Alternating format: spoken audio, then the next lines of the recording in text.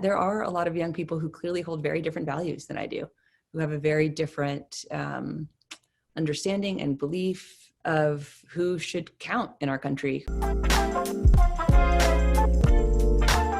Well, I often have to remind people of this is, Colin Kaepernick, obviously what he did was really special and great. But before he took a knee, the WNBA players were the ones who got involved first in protesting against police brutality, specifically the Minnesota Lynx, and protesting the Minneapolis Police Department, which obviously would become a very notorious figure in the recent murder of George Floyd.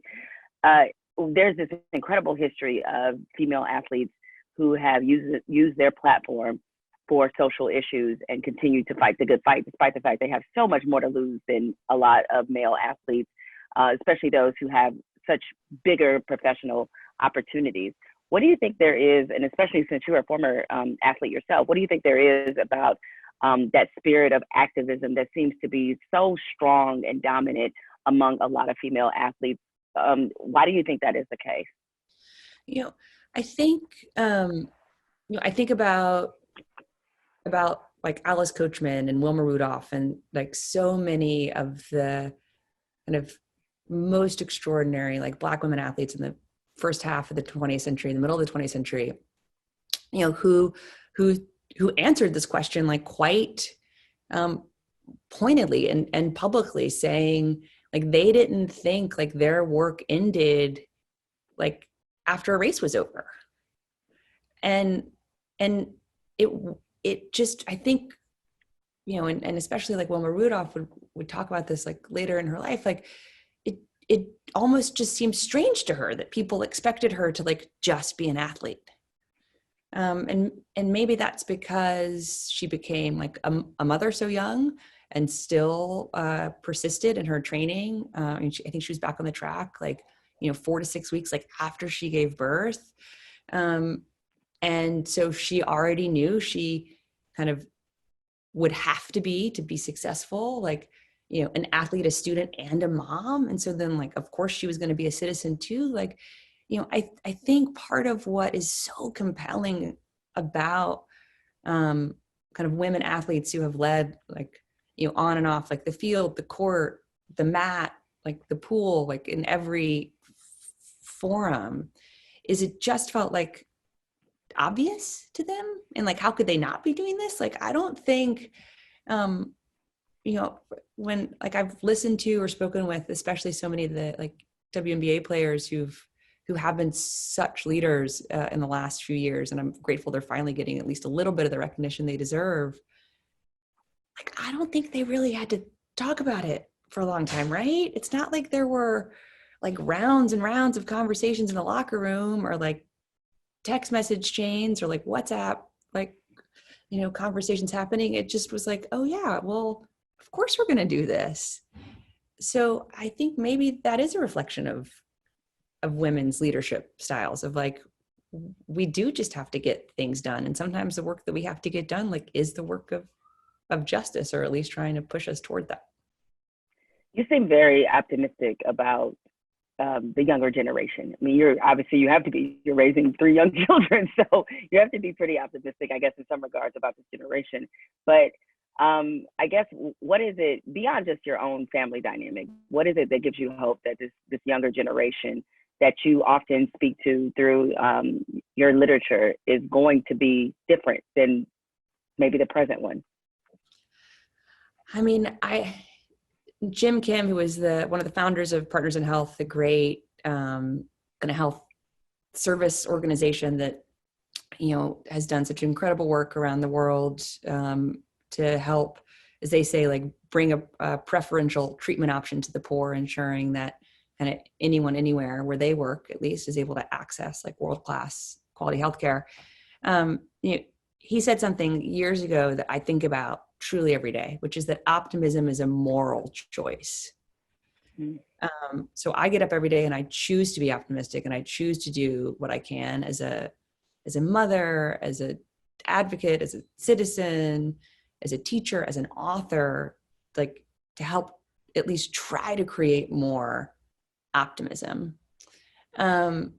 because like there is a lot to be really angry about and scared about and cynical about. Like there, like, yeah, I think we are living in a moment of such profound cynicism because like in this country, like the wealthy white patriarchy is strong and they are willing to trample over every law and norm and kind of moral. And I just think like we had pretty fundamentally different experiences in church growing up because like that is not what I learned in Bible school or Bible camp, which yes, I did attend.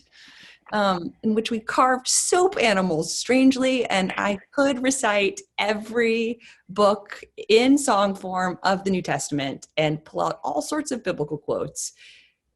But like, I think I just had different teachers that had a different like sense of like what it meant to do unto others as you would have them do unto you at the end of the day.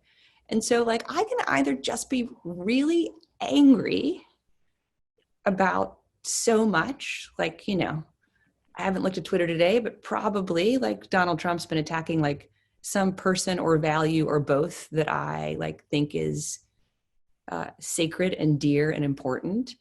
Or I can think like, what can I do to try to ensure that there's less fertile ground for him? Mm-hmm.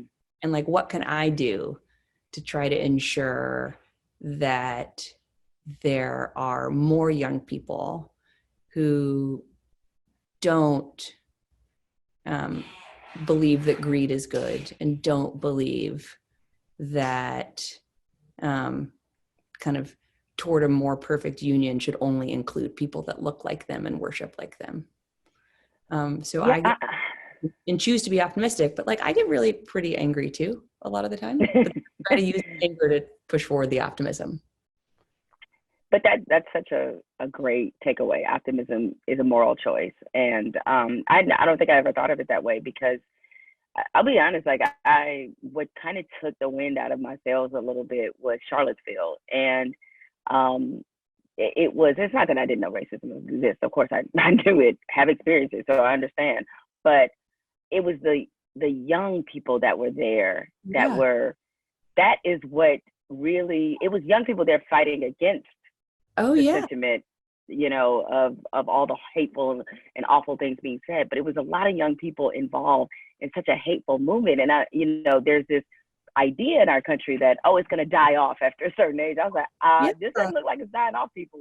It looks like it's reinvigorating itself. Well, but this goes back to a fact like Coretta Scott King, right? Who, spoke and wrote about how like progress had to be like both kind of protected and defended, but also advanced with each generation. Like we couldn't take for granted that we were just like, the moral arc of the universe bends towards justice because like we bend it, right? Not just because it like happens. And so I think, there are a lot of young people who clearly hold very different values than I do, who have a very different understanding and belief of who should count in our country, who should be able to vote in our country, who should be able to make decisions about our bodies in our country, who kind of should be able to participate kind of in anything and everything in our country. So I don't think that we can take for granted that we will kind of be able to be kind of in a more fact-based, kind of science-based, kind of dignity-based place over generations to come. But I think we are better positioned now because I do believe, even though there are so many young people, sadly, who either were there in Charlottesville or sympathetic to the people marching and kind of, repeating horrific, like racist and anti-Semitic taglines that have haunted our country for generations, I do think they are in the minority. But we certainly can't take that for granted. And you know what? Like, we deserve to still try to talk to those people too, to help them hopefully understand why we are so offended by them and that life is long and you can still make a different choice at 21 than what you made at 20 when maybe you were carrying that tiki torch. Yeah, because I often look whenever they show pictures from the 60s, particularly some of the protests, or when the little girls from Little Rock were integrated schools, whenever they show those photos, I always look at who else is in the photo and wonder, where are these people with the angry expressions who are shouting and belittling children just trying to go to school? And I always wonder what happened to them. Ruby Bridges is 66. I know. That's not old. Like when Mm-mm. she was integrating her elementary school in New Orleans, like that was 60 years ago. Like that was not a long time ago. Like, No, it wasn't. My mother's 62. I'm just like, no, it was not a long time ago. right? I mean, the woman who falsely accused Emmett Till is still alive. Yep. And so it's important that we remember that history. I guess if you thought about things that were going to probably piss you off today, one of them is Donald Trump trying to change history with the 1776 Commission. But that's a whole other story. That's a whole other story. Yes. But, you know, I kind of said what I said before, like about Bible school, and a little bit of a tongue in cheek, but I really do think, like, I went to public school in Arkansas in the 80s and early 90s. And I think I learned more than like Donald Trump learned in his like fancy private and military schools, like, you know, just a few decades before. And certainly I'm incredibly grateful to all the teachers that I had. Like, I'm still in touch with my first grade teacher, Mrs. Mitchell. She's now Dr. Mitchell.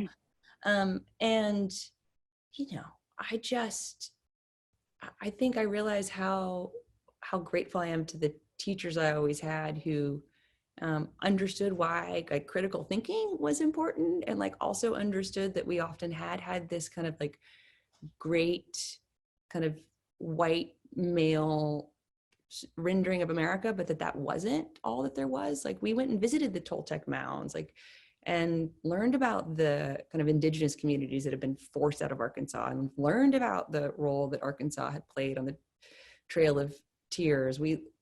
I just think, like, what happened to public education, private education, parochial education, and so much else of the country that thankfully, like, you know, my teachers like really kind of stood up for what was right and taught us what they believed was right and taught us that we should have a view on what we thought was right.